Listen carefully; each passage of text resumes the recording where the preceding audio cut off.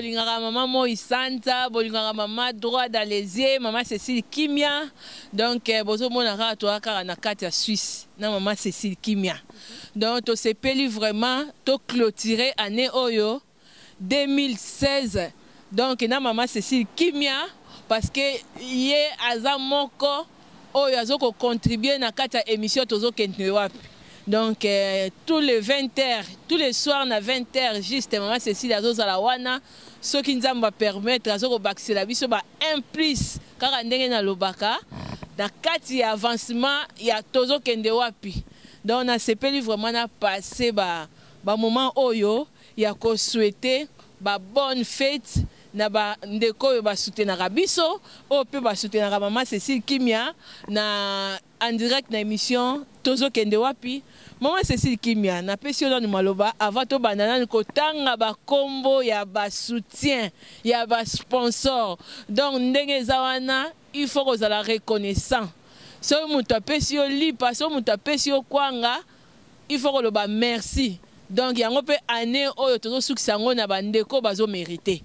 Tolobi te que no binyo surtout boza mabe non binyo su bolingaka biso mais ezami na bande comme si ba sala ba effort pe bazali autre bonde biso nde tolobaka bana kin une fois avec action. Maman Cécile malobe pa na yo oza na kati ya Suisse et puis na Lausanne toza na kati ya Lausanne.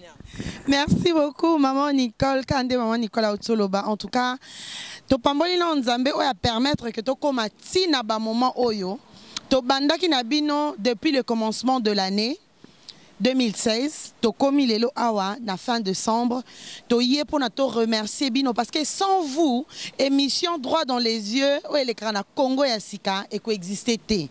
Sans bino, émission Tozo Kende Wapi, o ya maman Nicole Moïsanza et coexister té. Alors to yé pour to senga bino ba merci. Moi particulièrement, Nazala nous vraiment, comment je vais dire, Nazali choqué positivement na accueil na yo maman Nicole, yo na mobali na yo. Ndenge bondimi ko yambanga inanda kuna bino, to passé na bino mikolo, to vandi na bino. En tout cas, nzamba pambola bino pour na simplicité wana. Papa Camille également, Nzamba Pambola yo na soutien au apporter biso. Et puis na soutien aux a apporter moi si na yo pour na musala oyo. Ceux qui mi bali nyo bazali ko soutenir basi na bango bazali ba journaliste na lo lenge yo sala papa. En tout cas na yebité mbele buzo beza moins na média. Alors na sengi bino merci. Naza na Lausanne na yaka na nga Suisse et pas ya grande sœur na nga Mariam Dimoulin, même bala o na yaki et pas ya maman Nicole Moïsanza. En tout cas, merci beaucoup. Torotanga ba kombo na bino po il faut to senga bino ba merci. Boza tellement ébélé. Ba o torozangi sa kotanga ba kombo na bango. Bo limbisa biso po tozaka peka batu. Toza ordinateur T, o toroyi ko enregistrer ta plus de 1 million, mais to sala vraiment effort to remercier bino nyonso. Avant nga ba na kotanga ba kombo na nga ya batu o ba yambinga na na kati ya Suisse. Maman Nicole nazongi selo lisusu maloba. Alors merci beaucoup maman Cécile to bandi sikoyo ko remercier bandeko. Donc quand on est na otiko loba que non nazoko pesa nan d'abord ba merci tozana bandeko pe ba komaka maman musalo ekende liboso mais musala pe musu se senga pe moi finance se senga pe bon moi maman fantaisie azui net oh déjà nazo remercier maman Kimia maman droit dans les yeux a sali que maman moi isanza zo moi fantaisie pe la taba merci na yo et puis ba bonne fête na yo lisusu na papa na biso papa JP papa Jean-Pierre. Et si vous allez donc bonne fête na yo na ba na biso na pesi bango ba bonne fête et puis na bosani lisu c'était na kati ya Suisse yawa donc na grand frère propre o alobaka ke no Nicole Moïsanja yo ko le loko te tant que nga na za na kati ya Suisse na kati ya Martini allez Gianni de Martini héros dans l'ombre donc l'homme o ke no mona na raté mais asala rara makambu na CC donc alingaka na makambu minene te mais ya za na ba action pour Moïsanza za la bien na papa Camille na bosani lisusu te na kati ya Suisse sawa tomoni bongo toza pe na ba grande dame na biso na kati ya Suisse maman na biso Chouchou Banzo maman Kaverjou bongo na Evian mais ayaka na ba Lausanne toza pe na mboka na ville na Lausanne na moni pe bongo lisusu mabe yanga biata kolo Versace iye Versace banana likolo tina se na bosani pe te lisusu madame ya Mundele Ndombe, Marquise Bergo. Donc ba gros bisous na yo. Na bosanité Jackie Ngwenga. Jackie Ngwenga. Dans mon thème ya papa Jeff. Donc maman na Mazarine, ba gros bisous na yo. Na bosani soute maman Gisèle a dire. Maman na aspect. Grande dame de Chavronné, habillée car à Chavronné na ye. Mon thème ya papa la biso Nelly Kabouiko.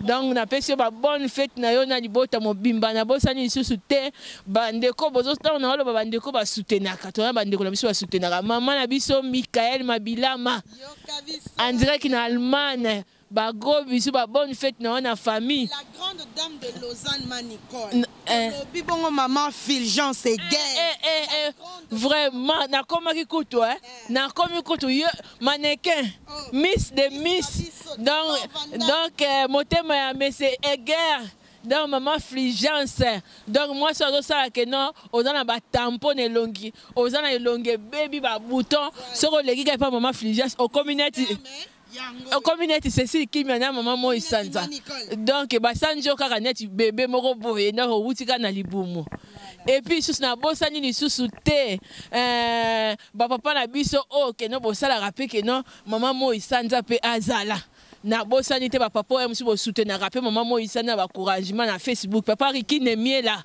ba mbote na yo ba bonne fête papa na biso Guy Saïd ba mbote na yo ba bonne fête papa Lucia la capita na bosani pete sous DJ Daddy forme Chore Simbi DJ azobeta na kati ya Suisse oya clôturer mon solo na kati ya Suisse na 2016 awa donc on a fête na yo na 2017 Kobo santé au contacter yeto bo sanité lisusu na kati ya famille maman moi Sanza maman na biso Rosa Fleur Rosa de Switzerland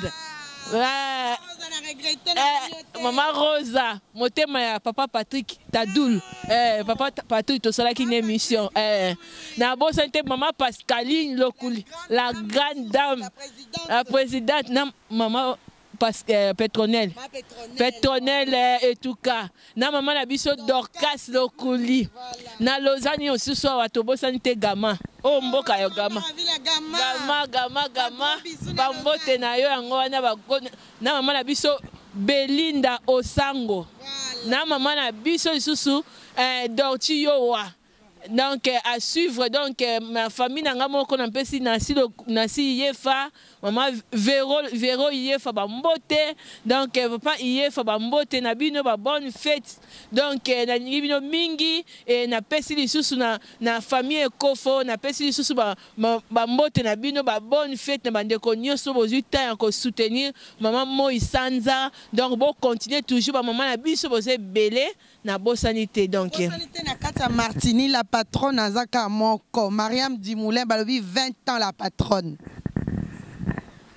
Alors to pesa mbote vraiment na bato ebele na pesi mbote na famille na ngai obo soutenir ngai depuis ebandeli ya année kino to komi awa na pesi mbote na Willy Dagolo na molonga na Valeria na pesi mbote na grande sœur na ngai azaka na Angleterre maman Billy Vumuka oyo azali pe na ONG na ye association na ye oyo edaka bato ya bazana ba difficulté. Na pesi Congo ya Sika 1.com. Bah gros bisous docteur Philippe Kisoto, Johnny Aimpe, le fils de l'infini Talarayo.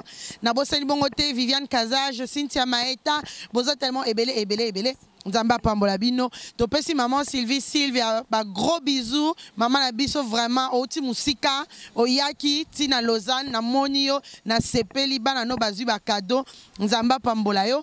Na kati ya Suisse lisusu na bosanité nazo pesa mutu moko mbote balobi Pitchen Elixir 230 ne tombera jamais.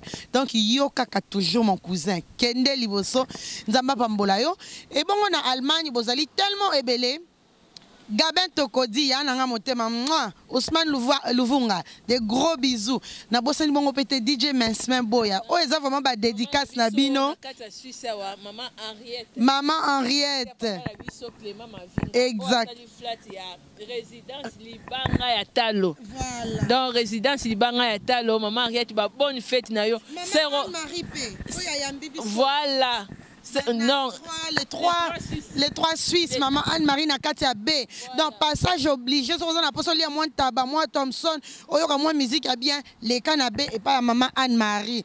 Topé si bon en Belgique, n'a pas si grande sœur Nanga Balobi, Yazarane la coach dans l'ombre.